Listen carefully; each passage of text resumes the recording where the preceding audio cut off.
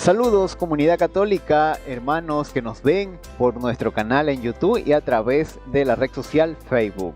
Hoy miércoles 17 de febrero, día en el que inicia la Cuaresma 2021 con la imposición de la ceniza, que nos recuerda que nuestra vida en la tierra es pasajera y que nuestra vida definitiva se encuentra en el cielo. Hoy conoceremos algunos datos del miércoles de ceniza. Bienvenidos.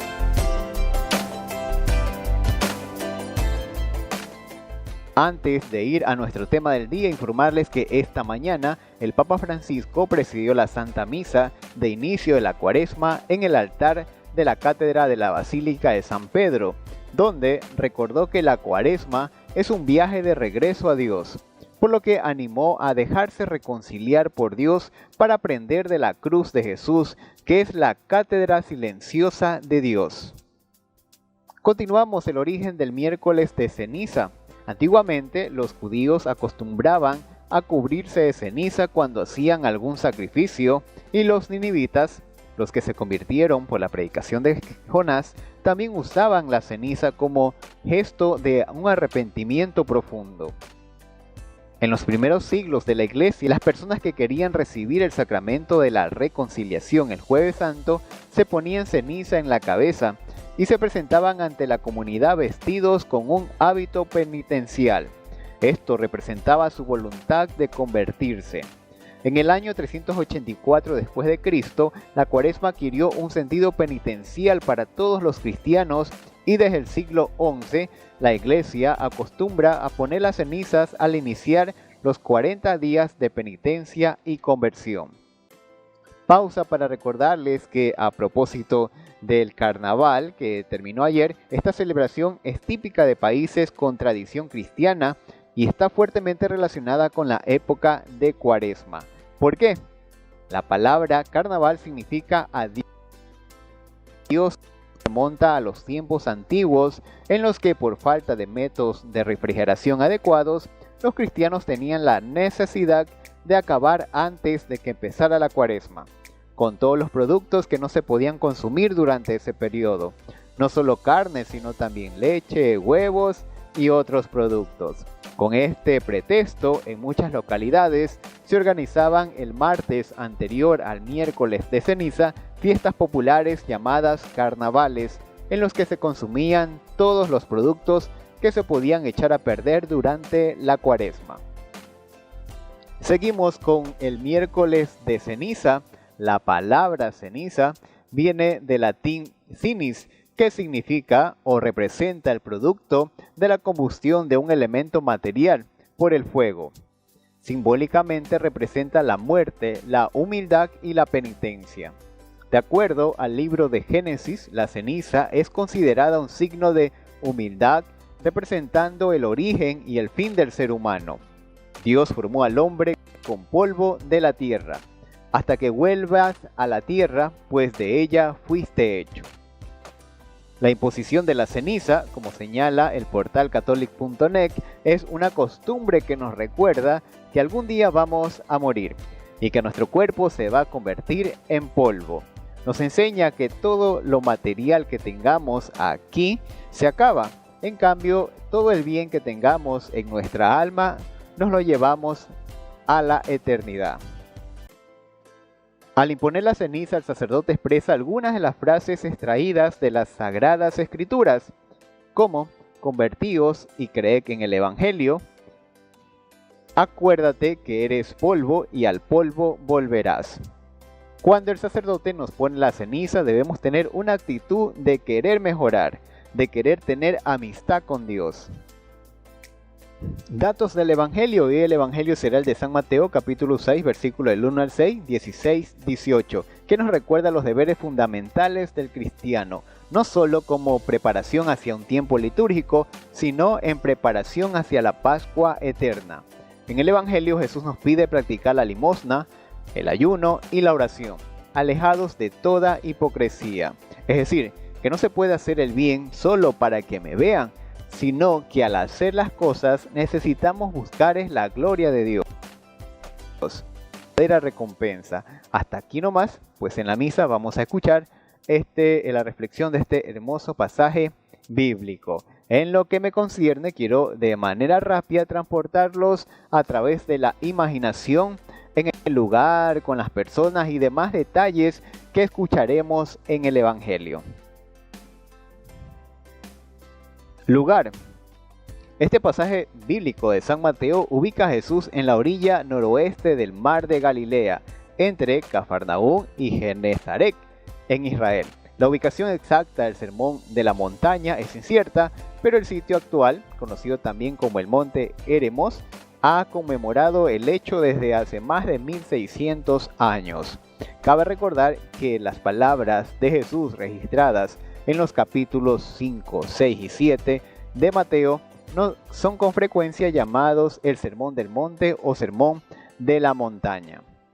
En este lugar fue construida la iglesia en las Bienaventuranzas, diseñadas por el italiano Barluzzi en el año 1937.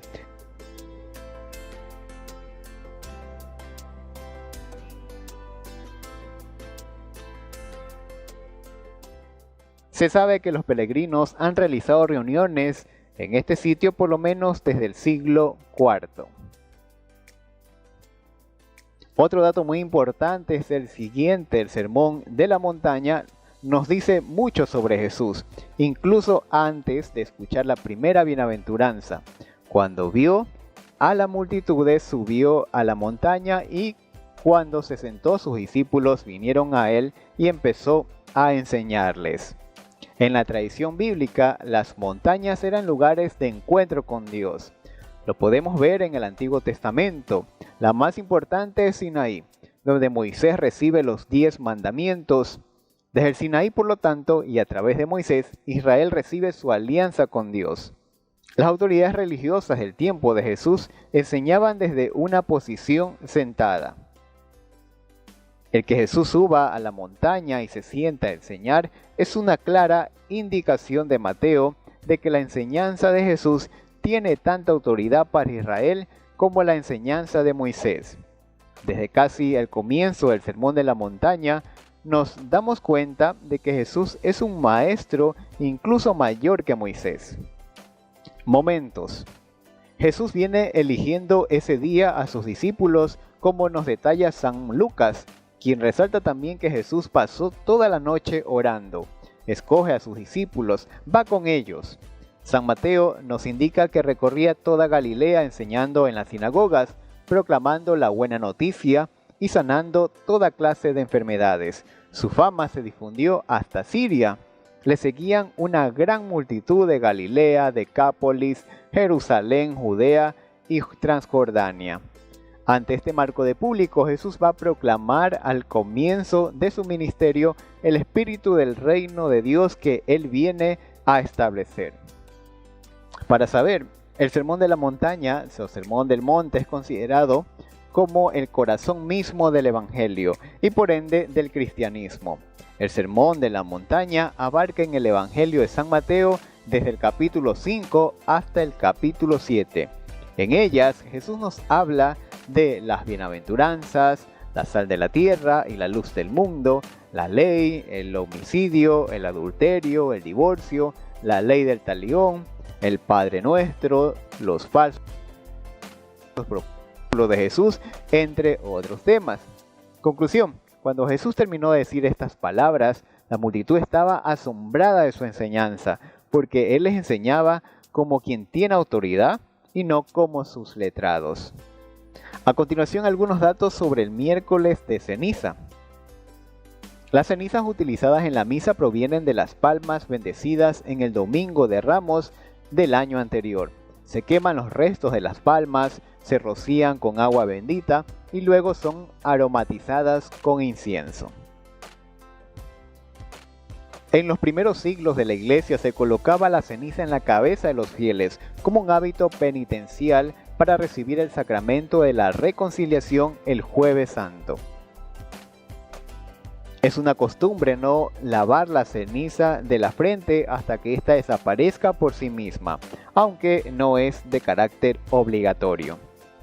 Cuando no hay sacerdote, la imposición de cenizas puede realizarse sin misa, de forma extraordinaria. Sin embargo, es recomendable que al acto se proceda con una liturgia de la palabra. Es importante recordar que la bendición de las cenizas, como todo sacramental, solo puede ser realizada por un sacerdote o diácono.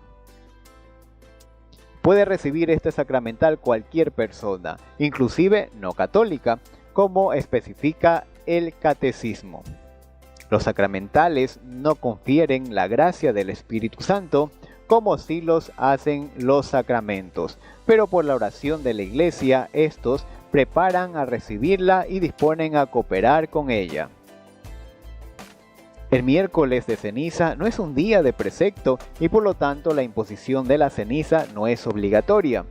No obstante, ese día concurre una gran cantidad de personas a las parroquias, algo que siempre es recomendable.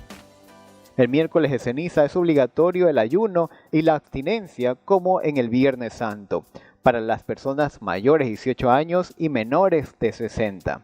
Fuera de estos límites es opcional. Ese día los fieles pueden tener una comida fuerte una sola vez al día.